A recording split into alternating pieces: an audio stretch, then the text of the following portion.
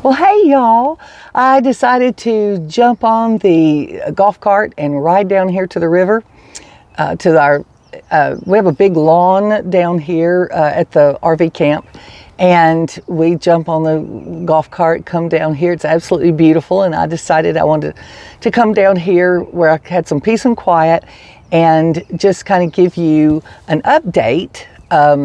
And then share another little something with you about kind of a crazy day. You know, I don't give the devil any credit or attention or whatever, but boy, he has just done all kinds of stuff today. So what I wanted to share, most of you who know us know that, you know, I was born and raised in Georgia, and then and in ministry there for years. And then in November of 2023, Holy Spirit just spoke to us and to John and me, and we just knew that there was a change coming. And John said, you know, I've always wanted to live in a camper. I just think it would be really neat to live in a camper. And you know what? For those who know me, or know me, I guess, knew my darling little cottage that we lived in. Kingdom Cottage is what I had named it. And it was like a great place for ministry. It was a great place to raise a family. We owned it. We had done a little bit of renovations recently, but you know, it's all going to burn up, right?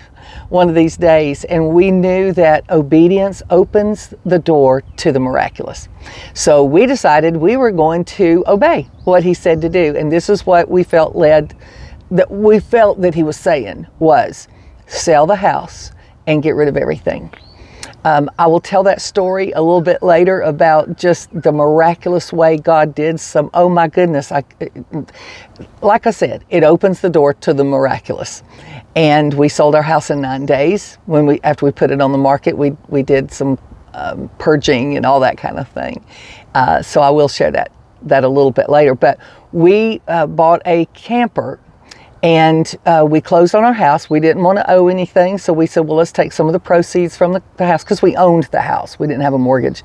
And we said, let's take some of that money and just buy the camper that we want, and then we don't owe anything. So, and let's see, what was it then? January of 2024, we went to the dealership. We had found the model, everything that we wanted. It was just a God thing. We loved it. It was great. And we paid for it. We needed about 2 or 3 days before we would pick it up, because they needed to finish some work on it.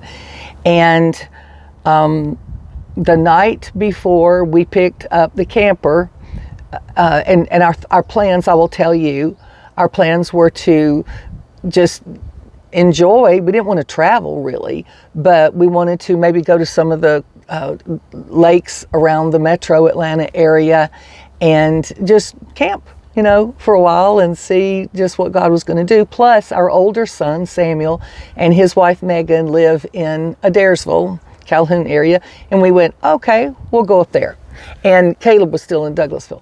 So we decided that was the plan. And the night before we picked up the camper, my friend Kelly Hunter sends me a message and says, look, I know that you're planning on staying in Georgia, but I really wish you would come and see our camp ground, or our RV park that we have here in Ohatchee, Alabama.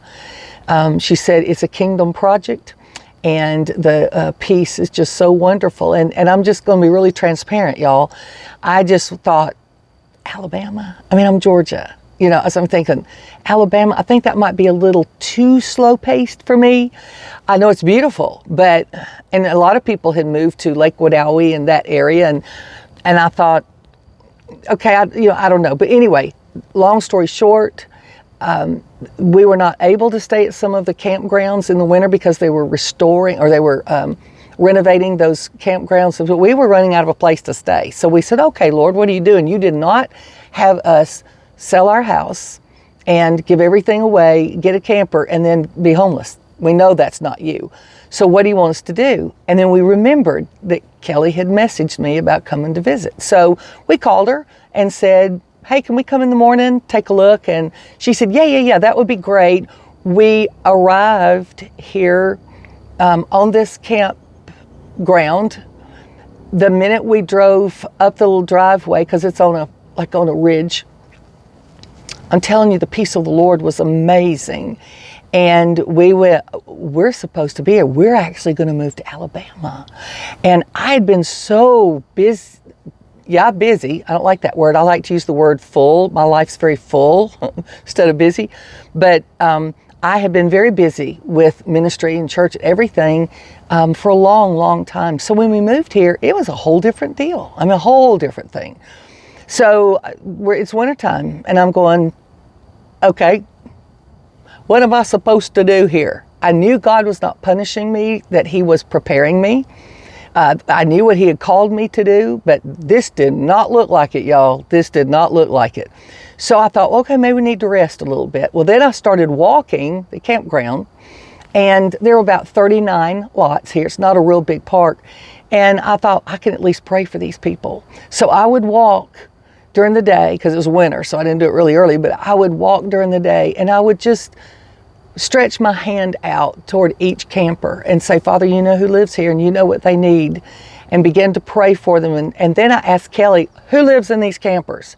I want to know the names so I can call them by name. So she told me, and I wrote it down on a notepad in my phone, and I began to call these people by name every day when I would walk. And then I began to meet these people and just fell in love with them. And then Kelly just was able to realize her dream of moving to Florida, retiring to Florida, and to a campground there. And she said, do you want to do this job, what I'm doing? And I just broke into tears. And I said, yes, because I love these people. So God wasn't opening the door to travel at the moment. And it was just a whole different thing for me. And so we started May, June, whatever, of 2024.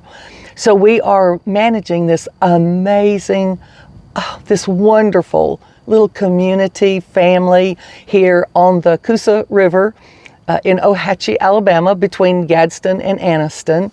It's not too far from Pell City either. And we can't even tell you how much we love it.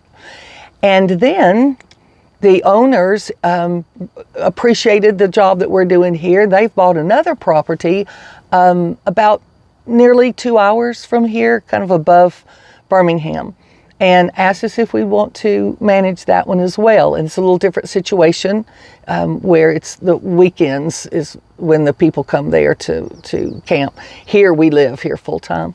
And I said, yes, absolutely. So now I'm getting to meet these people, and I'm just going to tell you the truth. This is the gospel truth. That when one of the owners called and said, this is what we've done, would you be interested? The very first thing that came to my mind was, they have 129 lots. That's 129 people that might not know Jesus. Yes, I want to go. So for the last couple of weeks, I've been driving up. John holds down the fort here, and I've been driving up. Oh my goodness, they are the most wonderful, wonderful people. I am having a ball with this, y'all. So here I am managing, John and I, managing 2 RV parks. This is not what ministry looked like before. But I'm going to tell you, ministry is just loving people and giving them Jesus. And we've gotten our fingernails dirty. I'm telling you, this is the most amazing thing. So that's the update. That's what we're doing. And now, not only has the website launched, the response to that has been absolutely amazing. This is a platform to be able to reach the world from the river. So I don't have to travel all over. I love to travel. I love to speak. I love to minister. But when God opens the doors, I don't try to force those open. So while we're here, this is what I'm doing. This is ministry as well. And I'm telling you, God is just doing the most amazing things. He healed John of cancer last year. And then another woman was healed of leukemia. People have been healed of migraines, of back pains. It's just amazing. So that's the update. That's where we are. It's not the typical minister thing that most people would think it would look like. It doesn't look like that, but we're in ministry. So that's the update. And then I have another word I want to share with you. And I'm going to come back and do that in just a minute.